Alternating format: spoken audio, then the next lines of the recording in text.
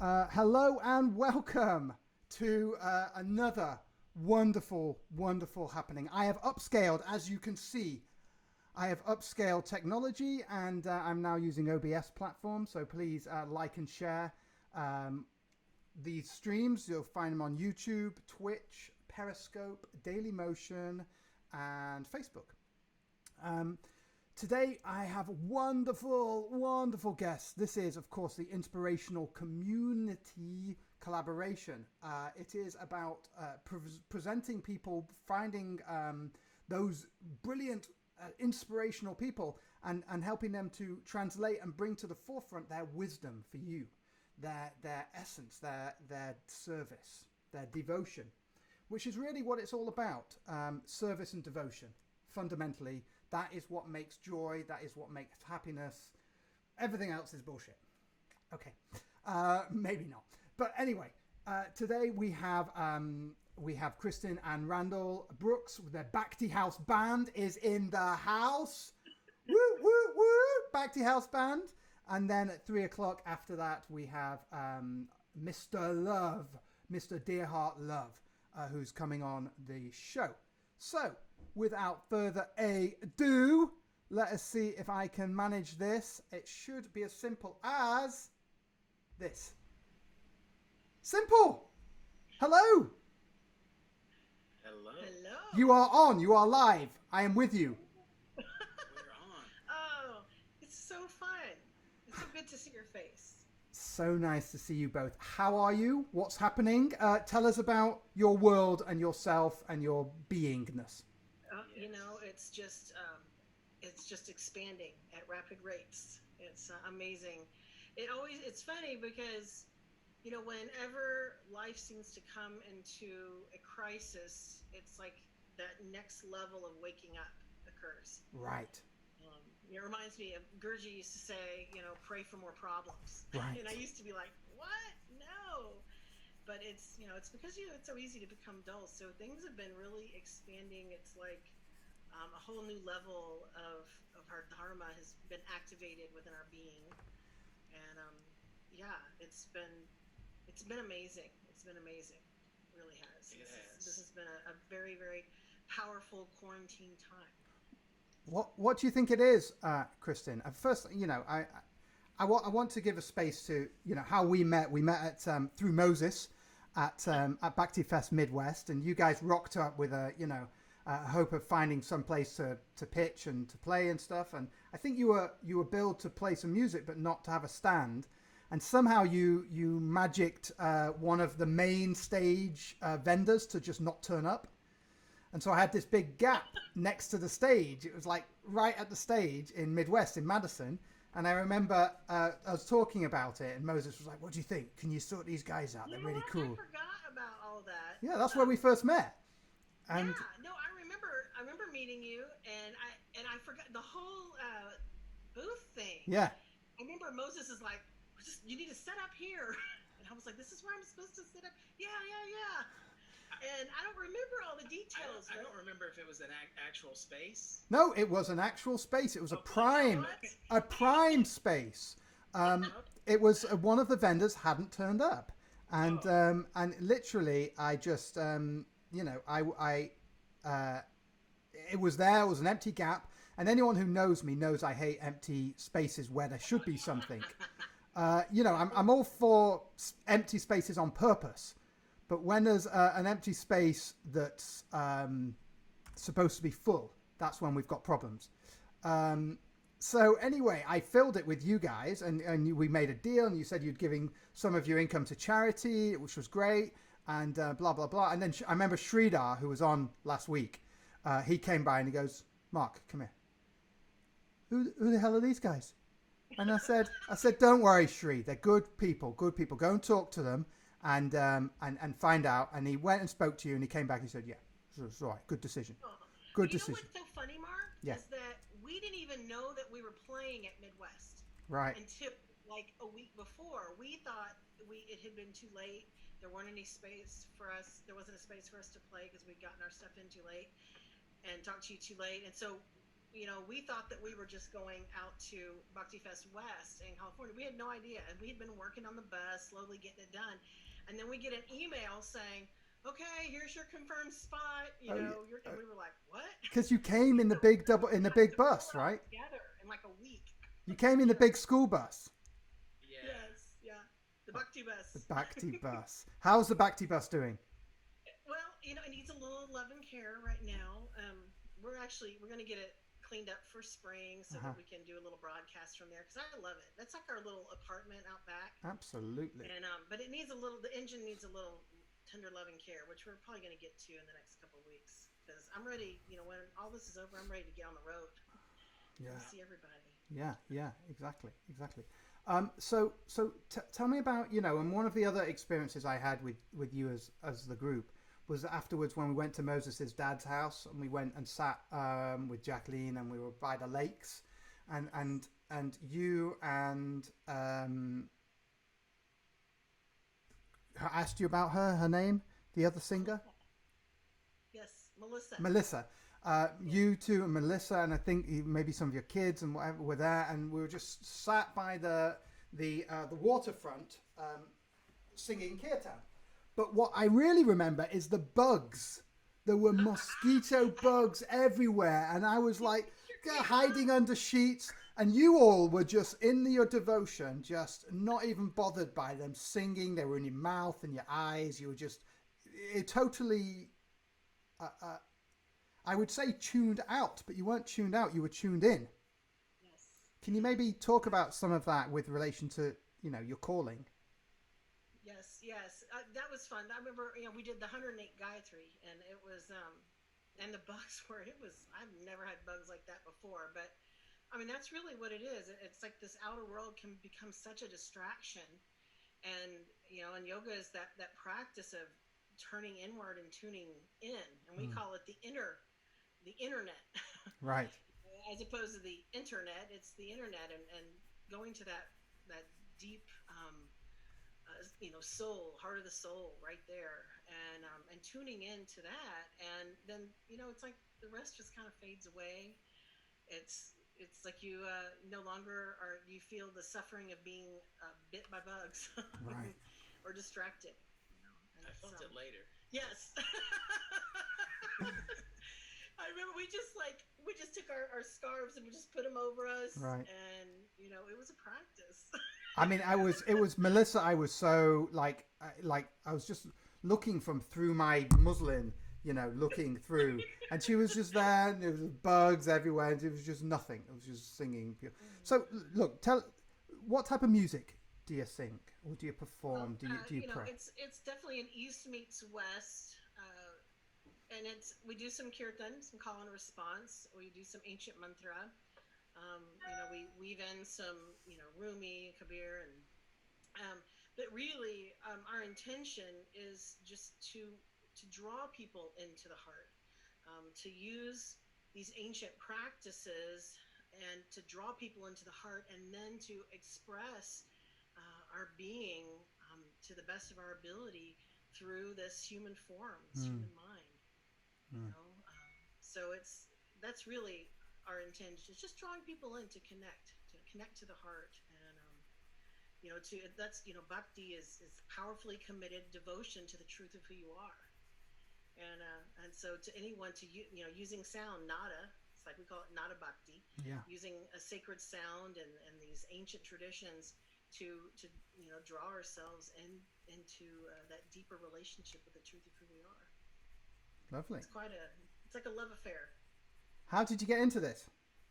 I don't know if we have time to talk about that. Look, what I love about you two in particular and the Bhakti house band is that it looks from the outside so unlike a devotional music group. Like if I was to see you two trotting down the street, I'd think, Hell's Angels, Texas Hell's Angels, big skinhead with a big beard, and and then there's Randall, and so that's one of the things I love so much is that smashing of expectations that you had in me, and identifying my own biases, subject biases, but smashing the ideas of what is real and what's not, and kind of unifying the opposites.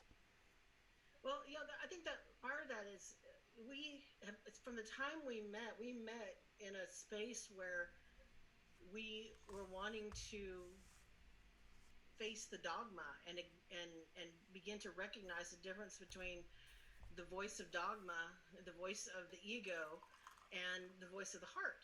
Mm. And that's began. I mean, we were mostly in the Christian tradition, and in the early years of our music, we were constantly being thrown out of. We would go perform somewhere, and there were more of it was a more of a mythological view of the Bible. When I say mythological, I don't mean like false, but that essence of Right. our humanity and our divinity. Archetypal. Yeah, archetypal. Right. It's like if something's living, then it has to be relevant to me. And so, like we were seeing a deeper way of looking at the Bible. We were into the Greek and into the Hebrew. And so we would go and we would share. Randall would sing these songs and sing just even songs addressing dogma. And in the moment, people were feeling it and they were loving it. But then I remember this one church. We were at this one festival, and they went back and they watched and listened to what we said, and they were like, "Wait a minute, what are they saying? Like, this is blasphemy." Right. And so that's been kind of our role is to break out of dogma and to encourage anyone around us to do the same, because what does the relationship with the truth of who we are really look like? Right. Is it going to look like people in India? I mean, it could, but I don't think we're not here to recreate India over here from these ancient traditions. Right. We're here to take the essence of the traditions and then express it through the heart, so that it's a living essence, not a formula. That the mind wants a formula, the ego wants a formula. And we're here to help people break out of that formula. That's why we don't really rehearse. And like any morning, any of our Bhakti House cafes that we do in the morning, we don't plan. Like maybe it's like, I think maybe we should do this chant. It's very we try to be as spontaneous as we can, and keep some planning. But I don't know. It's and I think it's our authentic self is ever expressing and renewing. By the time things get to the manifest realm, it's already history. So Right. if we're so caught up in what's happening and what's manifest out here, it's like we get kind of caught up in the past, and we're not truly standing in the presence of the Almighty Divine that's wanting to express through our hearts. And that authenticity, that too much planning leads to inauthenticity. Right. Right. It's like over planning. It reminds me of. Planning's good, but just finding a balance, that sweet spot. It reminds me of something Jacob Lieberman said to me once, that remembering is for liars. Oh my God, I love that. Yeah, Please, I mean, write that down. it took me That's good. took me a while to get it, but eventually there's some element of truth to that. What is it that is so special about this music in comparison to pop or rock or rap or I mean, it's kirtan, right? Would you class it as kirtan? Yeah, So- mostly kirtan, mostly mantra. Okay, but devotional music. Yeah, devotional music. Yeah. Why isn't all music devotional? Well, and I think okay, well, we're opening up a can of worms here. Right. I would say all music's devotional music, but it's learning to have that discrimination to know what is it that you're devoted to. Right, right. And this is about being consciously devoted to the truth of who you are, that deeper essence, that eternal nature. And all other music, it's fine. I mean, I'm not opposed to other music. It's fine, and it may help us to process places that we're stuck. Yeah. I think that it's a journey, and we're all living this amazing epic poem, and we have to know where we are in our epic poem. And I have to look back at all the music that brought us to right here, right now. Saying with Randall, and he had his history in the hood. Yeah, that's part of it. So you've Yeah. so you have Don't had it. throw You the have baby out with the bathwater. It's like with the Yoga Sutras. The Yoga Sutras, a sutra, it's about what's threading through all of it and connecting all of it together. And you have to know what is it that you're carrying forth, and what is it that you're leaving behind. right, Because you don't want to throw the baby out with the bathwater. right, You want to you draw from it. It's like coming to that place of being in such deep gratitude of every experience in your life, good, bad, ugly, and being able to draw from it like an ingredient, in this great cosmic pie. mm, Yeah, so I think what, part of that is talking about conscious devotion. It's like from our past. This new album is called Roots to yeah, Revolutions, and it started out as Roots because we thought we'd go back to our musical roots and bring them all forward into, including gospel, and I had rap, back in my day, and there are elements of that experience with gospel, with being in the church and being in the rap scene, that are negative, were negative for me, both places, church and that. And I grew up as a preacher's kid, so there's, right. Southern. from the beginning, hellfire and brimstone. In the But beginning, yes. what's that? Yeah. So, um, so anyway, we tend to throw it all out at first. You're like, you get angry and Like, this is bad. this is wrong, and you throw everything out. You throw the Bible out. I threw rap out and didn't want it to have anything to do with it. And then realizing through this journey that there are those things, like Kristen said, that you thread through your life. What is it? We need to be able to discriminate. What do we carry forward, and what do we leave behind? We don't throw it all out. Mm, And I think mm, this album and what we're about is about integration. Bringing it all together to make something beautiful out of what appeared to be, something that wasn't. So, right. Well, I mean that is a nice question with regards to the first point that you made, which is about the crisis allows for the waking up, and then the integration. What part of the crisis? What do we do with the crisis? Like, as people who dedicate themselves to a devotional practice, and that is your that's your livelihood, that's your chosen truth of who you are, your devotional practice. As people from that perspective, what do you do when crisis hits like this? Well, to me, it's when you sink deeper. It's that opportunity to sink deeper into the heart, to spend more time in meditation and contemplation, more time, just it's almost like waking up to a whole new level of compassion and becoming aware of where you lack compassion. Mm, And because that's one thing, if you're growing in compassion, you're growing in awareness. So there's this crisis. The crisis, it's like putting pressure on something. It's going to bring all of those hidden patterns that we've developed over our lives up. And, both as individuals and collectively as mm, well. And so there's a lot of times we become very, um, we just kind of fall asleep. When things are going easy, we tend to become dull and we fall asleep and we take things for granted. It's kind of like this. It's like you don't really have a context to appreciate life except by death. right, Without, right.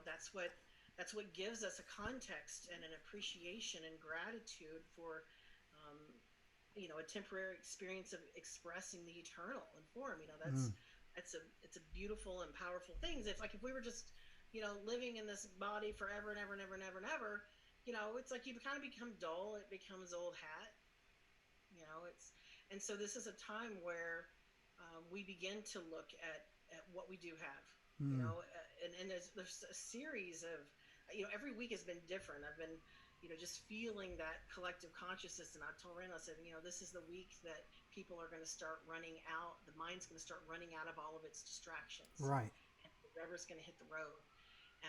And this is really, a time to sit back and watch those patterns rise, to meet them with deep compassion, without judgment, Mm, and when we find ourselves judging outside of ourselves, remembering Sutra 221, the seen is for the seer alone. It's Patanjali.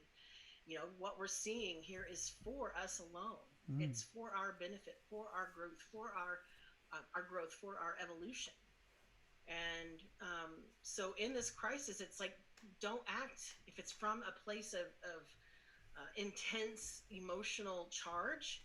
Then you probably want to. We have a rule in our house: when that intense emotional charge comes up, we step back from the phone, or step back from the TV, or step back from a conversation, because that's usually the presence of a samskara coming up. Tell us about that. Tell us about Sam. Tell us about revealing itself, and we can choose to either feed that pattern and allow it to grow, or we can remove our attention and just watch, and it'll weaken.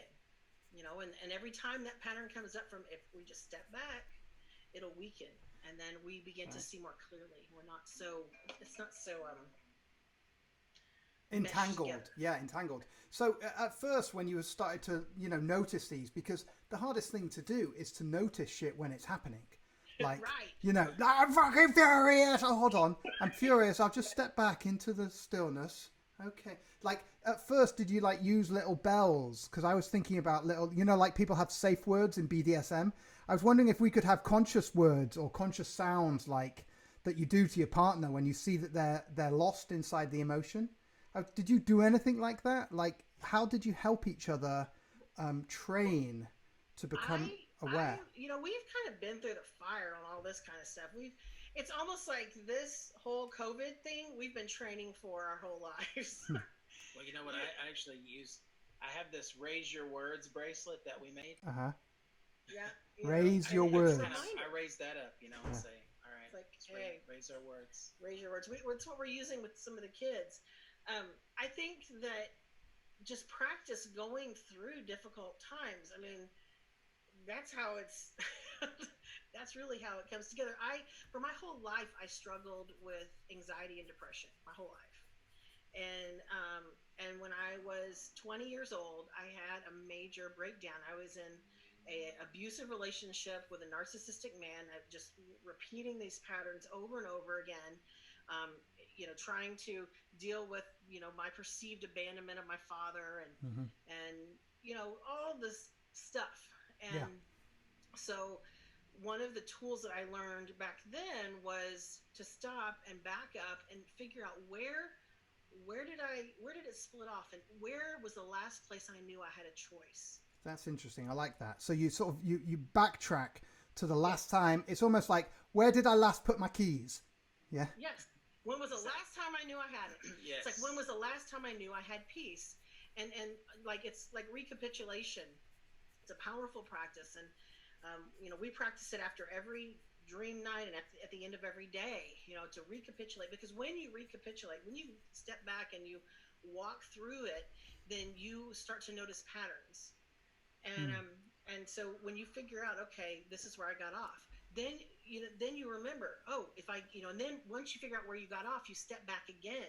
Well, what were the steps leading up to that losing it? And just practice and crisis. I mean, probably the first major crisis after we got married was when Finn almost died. Finn's our youngest. He's our youngest. He's 13 and a half now. And that was really when we were delving really deeply into mantra then, and we were chanting, and we were like, this mantra is supposed to bring us the desires of our heart.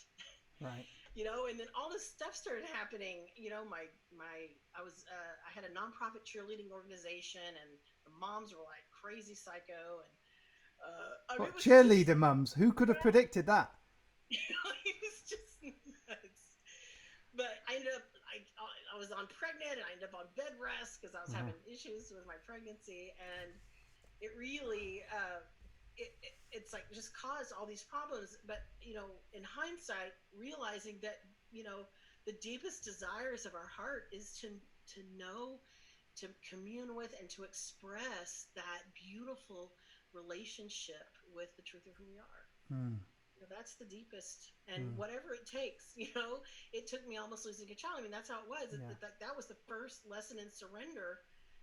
When they tell you your child is dying, come up here now. And you're like, Right. there's nothing you can do. You feel hopeless and helpless. And I remember I had to make a decision. We were driving in the hospital, and there was this amazing sunrise, purples, pinks, oranges. It's like forever in my mind. I can remember it.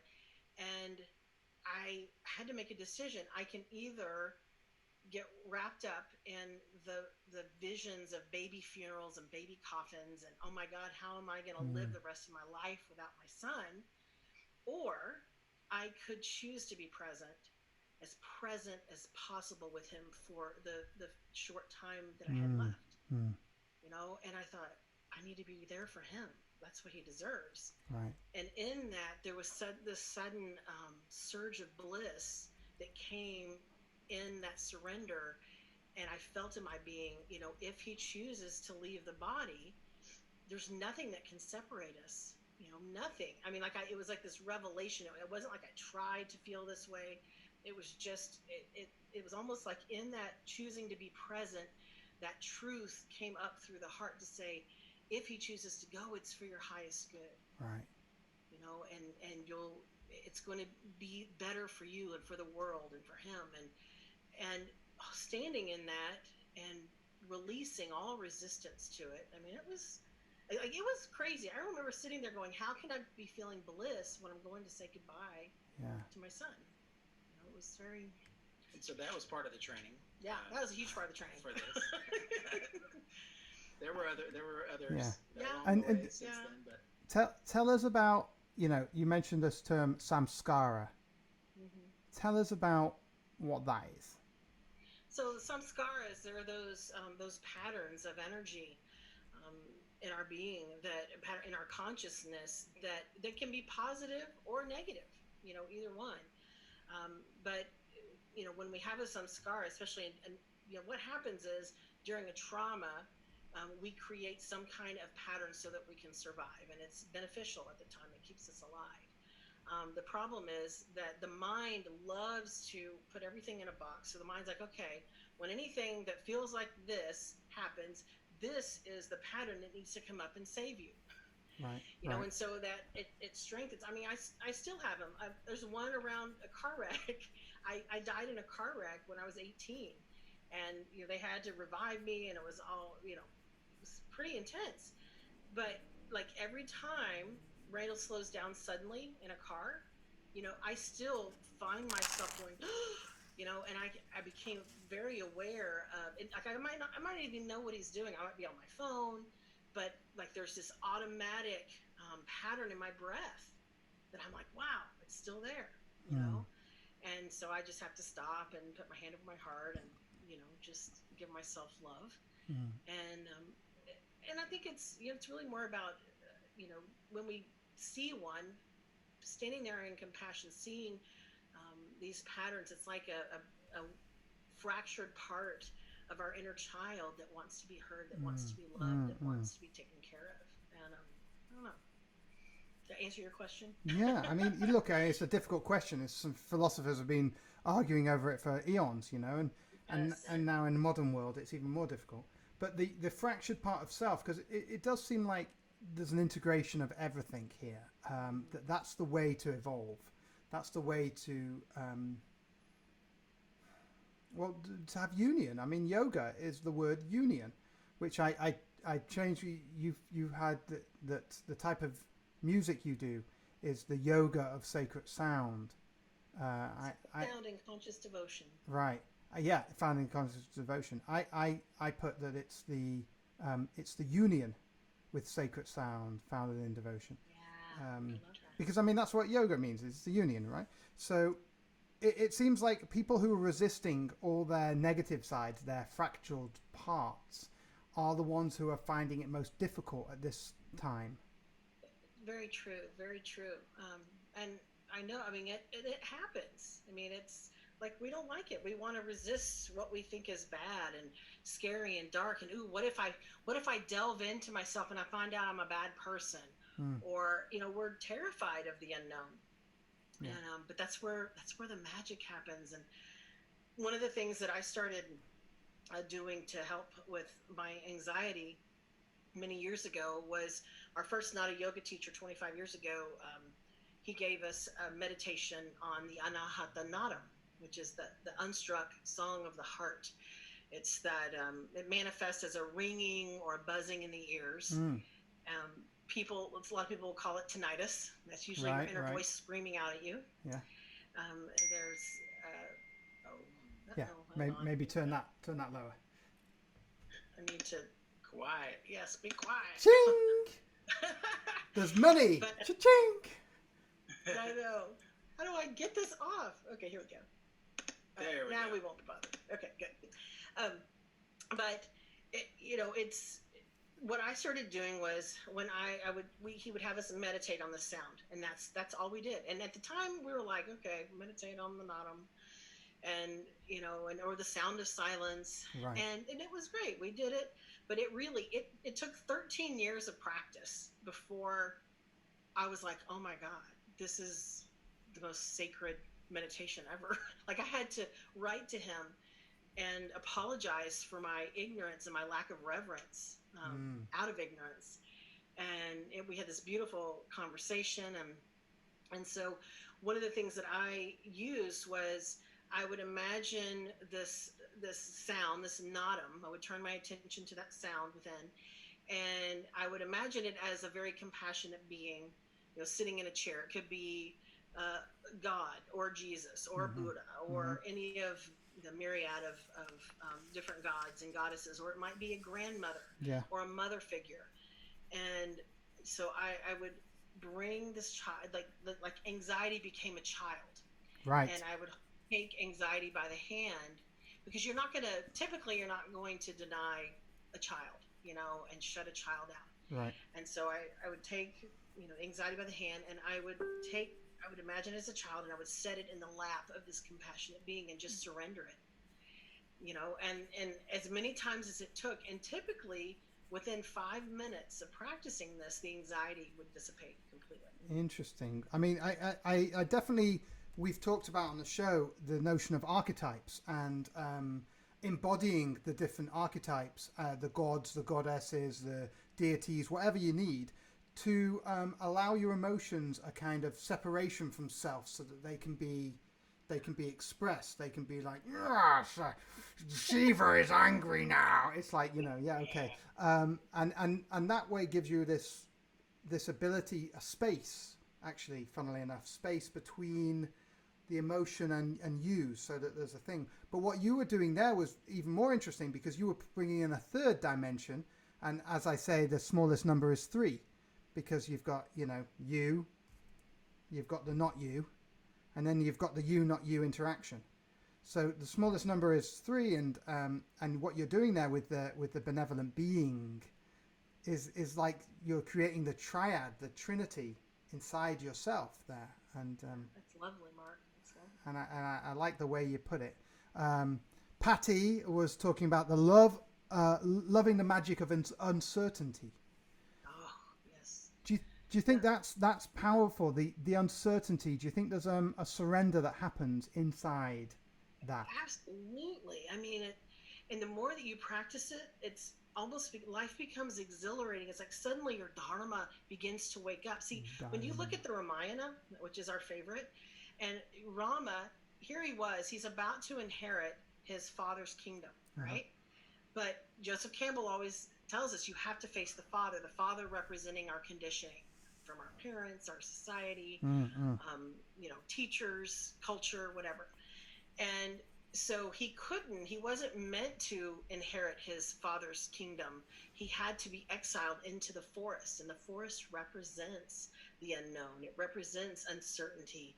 It's where we have to go and learn how to discriminate between the voice of the ego and the voice of the heart, and, in doing so, it's like you build this grit, this commitment, and this belief that, yes, the universe always has our back. Always. It's like, if the universe always has our back, then how does that frame this COVID crisis? If the universe always has our back, how is this illness that's come on, how is that serving me? It's like this trust that there's something bigger beyond our individual perspective that is at work. Mm. And then you are forced to look and to find what it is, the ways that it's serving you, and find the gifts and the beauty, and fall into that place of deep gratitude. I mean, there's this exhilaration of our dharma, being that, like reaching our highest potential. Otherwise we get dull. We're not expanding. The universe is always expanding, and if we're not expanding with it, it becomes very dull. So there's always going to be unknown in expansion. I mean, you can't expand without unknown. Beautiful. Well, are you set up to sing any music? Sure. What do you fancy? Always. What you gonna? What's your prayer for us? Well, I know a really a powerful one. Is always the reminder. Are you thinking something? No, I don't know what she's gonna say. But I don't know what I'm gonna say. That is the uncertainty. I will let you know. I'm on the edge of my seat right now. I will let you know that I'm not biasing the selection. Known every day of our marriage.